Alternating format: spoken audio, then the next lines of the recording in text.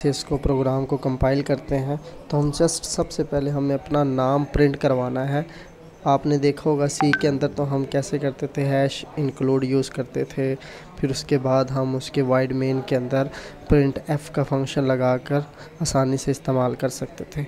आज हम देखते हैं कि हम नेटबीन्स सॉफ्टवेयर हमारे पास, मैं इस वीडियो के एंड पर आपको इसका लिंक भी दे दूंगा, वहां से आप इसको डाउनलोड कर सकते हो। अगर आपका विंडो 64 बिट की है तो आप 64 के हिसाब से डाउनलोड करो, अगर आपकी विंडो 32 बिट की है तो आप 32 बिट के हिसाब से इसको डाउनलोड करना है। ठीक है, अब आपने सबसे पहले यहाँ फाइल में जाना है, सॉफ्टवेयर जब आपका इंस्टॉल हो जाएगा। फिर उसके बाद आपने न्यू प्रोजेक्ट पे जाना है। जब आप न्यू प्रोजेक्ट पे जाओगे तो यहाँ पर ये ऑप्शन आ जाएंगे। इन ऑप्शन को एज़ इट इज़ ऐसे ही रहने देना है। जावा पे हाईलाइट होगा, जावा एप्लीकेशन होगी एज़ इट इज़, नेक्स्ट कर देना है आपने। जब आप नेक्स्ट करोगे तो यहाँ पर आपको उसकी नाम पूछेगा। जो भी आप यहाँ पर नाम दोगे वो क्लास का नाम रखा जाएगा ऑटोमेटिकली, और जो यहाँ पर आपने क्लास का नाम देना है उसी के अंदर ऑटोमेटिकली मेन फंक्शन भी डिक्लेयर हो जाएगा। उस मेन फंक्शन के अंदर ही आपने जो भी काम करना है उसी मेन फंक्शन के अंदर करना है। ठीक है, अब यहाँ पर जस्ट मैं एक टेस्ट के नाम से ऑलरेडी हमारे पास एक कोई क्लास होगी, जिसकी वजह से ये नीचे प्रोजेक्ट फोल्डर ऑलरेडी एग्जिस्ट कह रहा है। तो हम यहाँ पे 1 दे देंगे, 1 के नाम से भी हो सकती है। 2 दे दिया हमने, ये 1 दे दिया। ठीक है, अब यहाँ पर जो नीचे रेड कलर का ऑलरेडी लिखा हुआ आ रहा था वो ख़त्म हो चुका है। फिर हमने यहाँ पे फिनिश कर देना। जस्ट फिनिश जब हम करेंगे तो यहाँ ये न्यू प्रोजेक्ट की लोडिंग शुरू हो जाएगी।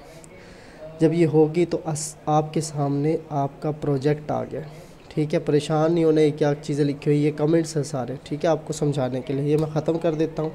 यहाँ से मैं ये ख़त्म कर देता हूँ। उसके बाद यहाँ क्लास के अंदर ये कमेंट्स ख़त्म कर देता हूँ। ये जो कमेंट्स हैं ये आप ख़त्म कर सकते हो। अब आप देख सकते हो कि जहाँ पर हम यूज़ करते थे हैश इंक्लूड आईओस्ट्रीम या stdio.h, उसकी जगह हमने यूज़ कर लिया जी पैकेज, और पैकेज के साथ ही लिखा हुआ आ गया test11। ठीक है, test11 जो क्लास आपने डिक्लेयर की है या क्रिएट की है उसका नाम आ गया। फिर उसी क्लास के नाम से आपकी एक पूरी पैकेज के नाम से पूरी एक क्लास बन गई पब्लिक, यानी कि वो किस तरह की टाइप की होगी। फिर उसके बाद उसकी क्लास है, वही नेम है जो आपको वहाँ लिखा हुआ। याद रखिए क्लास का पहला जो अल्फ़ाबेट होगा वो कैपिटल में होगा। ठीक है, इस क्लास के अंदर हमने ये मेन फंक्शन बनाया। क्या बनाया? मेन फंक्शन बनाया। ठीक है, अब इस मेन फंक्शन में हमने जो काम करना है हम कर सकते हैं। यहाँ पर हमने हमें याद होगा आपको कि हमने क्या यूज़ किया था आउटपुट देने के लिए, system.out.println, ब्रैकेट लगाएंगे, डबल कोटेशन लगाएंगे और यहाँ पर लिख देंगे BSIT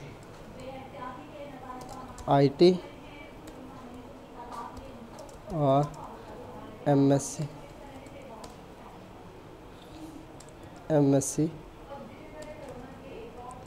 IT। ठीक हो गया, सेमी कॉलन जैसे हम वहाँ पे लगाते थे एंड पे लगा देना। एग्जीक्यूट कहाँ से होगा? ये प्ले का बटन नज़र आ रहा होगा। जब आप ये दबाओगे तो यहाँ पर ये आपका प्रोग्राम इस जगह test1 रन शुरू हो गया। जब ये रन होगा इसका जो बॉटम पे होगा इसका आउटपुट आ जाएगा। ये देखो ये लिखा हुआ आ गया BSIT और /MSc IT। तो आपका ये फर्स्ट प्रोग्राम रन हो गया।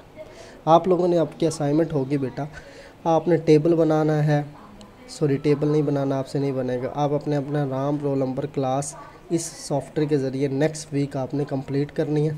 ठीक है, मुझे आपने कंपाइल की हुई अपना नाम, रोल नंबर, क्लास वगैरह देनी है। सिर्फ मेन फंक्शन को यूज़ करना है। ठीक है, और कुछ भी यूज़ नहीं करना।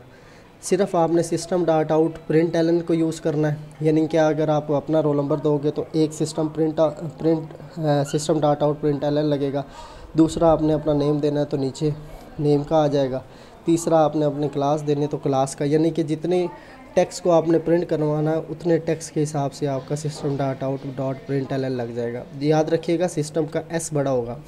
ठीक है, ये प्री डिफाइंड है। ओके बेटा, ये लाजमी आपने नेक्स्ट वीक में अपनी असाइनमेंट सबमिट करवानी है। अल्लाह हाफिज़।